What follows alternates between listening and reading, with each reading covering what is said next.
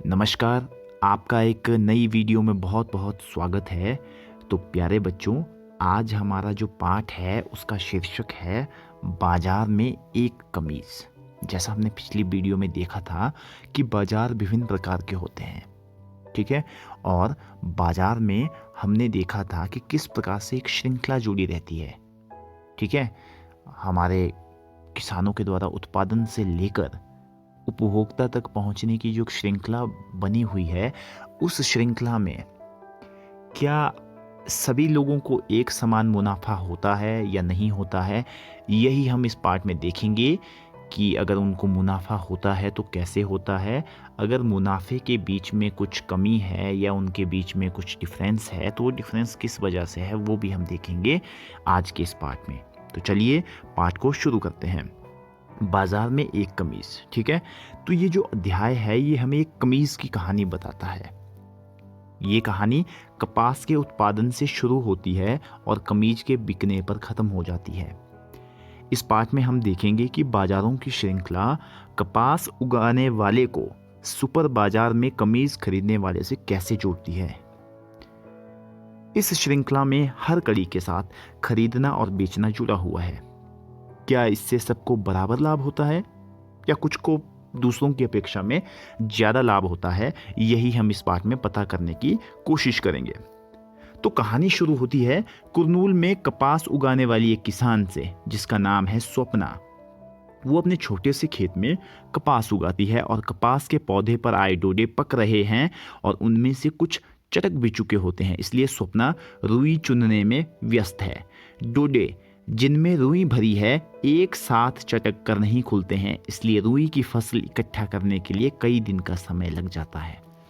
रुई इकट्ठा हो जाने के बाद स्वप्ना ने उसे अपने पति के साथ कुरनूल के कपास के बाजार में न ले जाकर एक स्थानीय व्यापारी के पास ले जाना उचित समझा।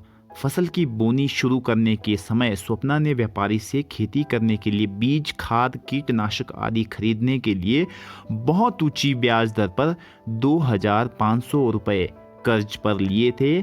उस समय स्थानीय व्यापारी ने स्वप्ना को एक शर्त मानने के लिए सहमत कर लिया था।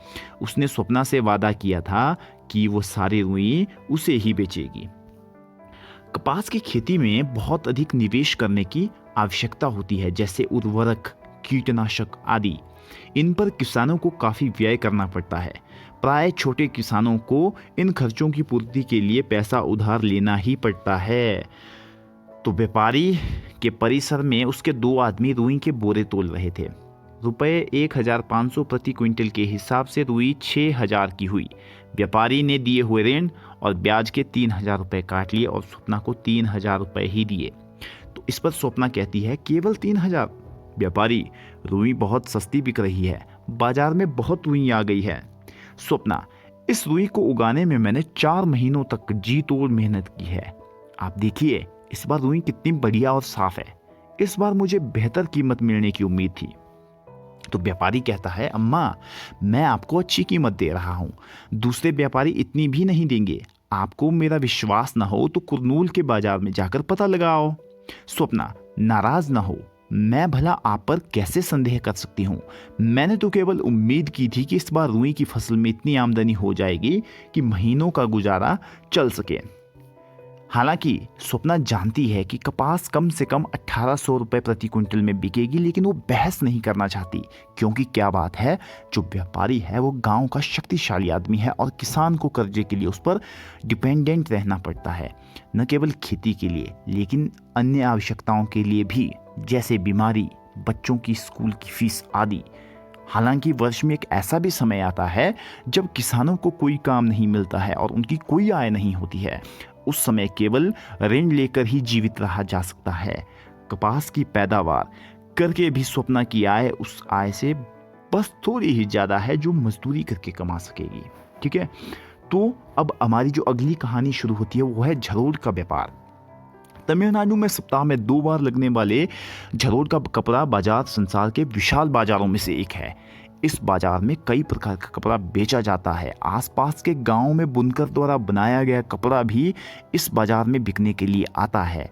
बाजार के पास कपड़ा व्यापारियों के कार्यालय हैं जो इस कपड़े को खरीदते हैं। दक्षिण भारत के शहरों के अन्य व्यापारी भी इस बाजार में कपड़ा खरीदने आते हैं।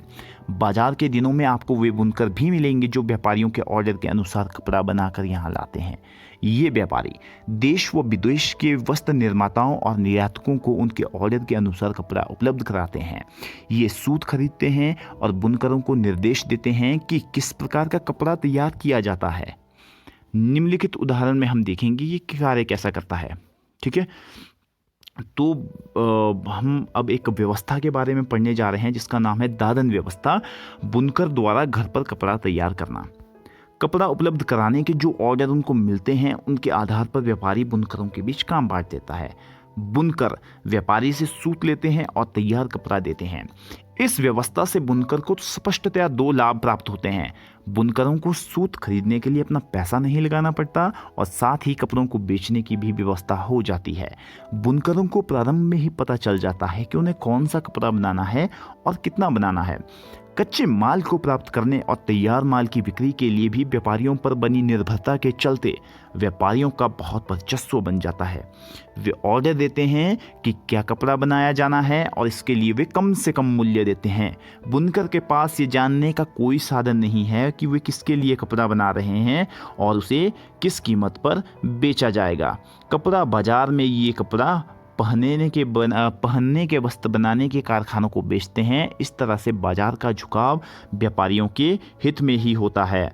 व्यापारी और बुनकरों के बीच ये व्यवस्था दादन व्यवस्था का एक उदाहरण है जहां व्यापारी कच्चा माल देता है और उसे तैयार माल प्राप्त होता है। ठीक है, भारत के अनेक क्षेत्रों में कपड़ा बुनाई के उद्योग में ये व्यवस्था प्रचलित है। तो प्यारे बच्चों, ये दादन व्यवस्था क्या है? इसे हम पुटिंग आउट सिस्टम भी कहते हैं। ये एक ऐसी व्यवस्था है जहां पर जो व्यापारी है वो कच्चा माल देता है और उसे तैयार माल प्राप्त होता है। तो यहां हमने दो उदाहरण देखे। पहला हमने स्वप्ना का उदाहरण देखा जिसकी इस बार कपास की अच्छी फसल हुई है, लेकिन वो मजबूर है, उसे वो फसल व्यापारी को ही बेचनी पड़ रही है क्योंकि वो उस पर निर्भर है, व्यापारी पर निर्भर है। और साथ ही ये झरोड़ का जो बाजार है यहाँ पर भी हम देख रहे हैं कि किस प्रकार से एक दादन व्यवस्था जो है वो सेटअप है। पुटिंग आउट सिस्टम यहाँ पर बनाया हुआ है जहाँ पर व्यापारी जो है वो कच्चा माल देता है और उसे तैयार माल प्राप्त होता है। ठीक है, तो अब बारी है आज के कार्यपत्रक की। और अब बारी है आज के कार्यपत्रक की। आज के कार्यपत्र का प्रश्न नंबर 1 है, छोटे किसानों को प्राय कपास की खेती के लिए पैसे उधार लेने पड़ते हैं, बताएं क्यों? तो ऐसा क्यों करते हैं छोटे किसान? क्योंकि जो कपास की खेती है उसमें बहुत अधिक निवेश करने की आवश्यकता होती है, जैसे उर्वरक, कीटनाशक आदि। इन पर किसानों को काफ़ी खर्चा करना पड़ता है, इसीलिए छोटे किसानों को इन खर्चों की पूर्ति करने के लिए पैसा उधार लेना पड़ता है। उसके बाद प्रश्न नंबर 2 है, स्वप्ना जानती है कि किसानों को कर्जे के लिए व्यापारी पर निर्भर रहना पड़ता है। पाठ के अनुसार किन आवश्यकताओं की पूर्ति के लिए उसे कर्जे पर निर्भर रहना पड़ता है? तो कौन सी ऐसी आवश्यकताएं हैं जिसके लिए उसे व्यापारी पर निर्भर रहना पड़ता है? जैसे कई बार उन्हें कर्जा लेना पड़ता है, बीमारी, बच्चों की स्कूल की फीस आदि के लिए पैसे उधार लेने पड़ते हैं, और वर्ष में एक ऐसा समय भी आता है जब किसानों के पास कोई काम नहीं होता है और उनकी कोई आय नहीं होती है, तब उन्हें ऋण लेकर ही जीवित रहना पड़ता है। उसके बाद है, झरोड़ के कपड़ा बाजार के बारे में टिप्पणी करो। तो तमिलनाडु में सप्ताह में 2 बार लगने वाला झरोड़ का कपड़ा बाजार संसार के विशाल बाजारों में से एक है। इस बाजार में कई प्रकार का कपड़ा बेचा जाता है। आसपास के गांव में बुनकर द्वारा बनाया गया कपड़ा भी इस बाजार में बिकने के लिए आता है। बाजार के पास कपड़ा व्यापारियों के कार्यालय हैं जो इस कपड़े को खरीदते हैं। दक्षिण भारत के शहरों के अन्य व्यापारी भी इस बाजार में कपड़ा खरीदने के लिए आते हैं। तो आज का जो हमारा अंतिम प्रश्न है वो है, बुनकर व्यापारी से सूत लेते हैं और कपड़ा तैयार देते हैं।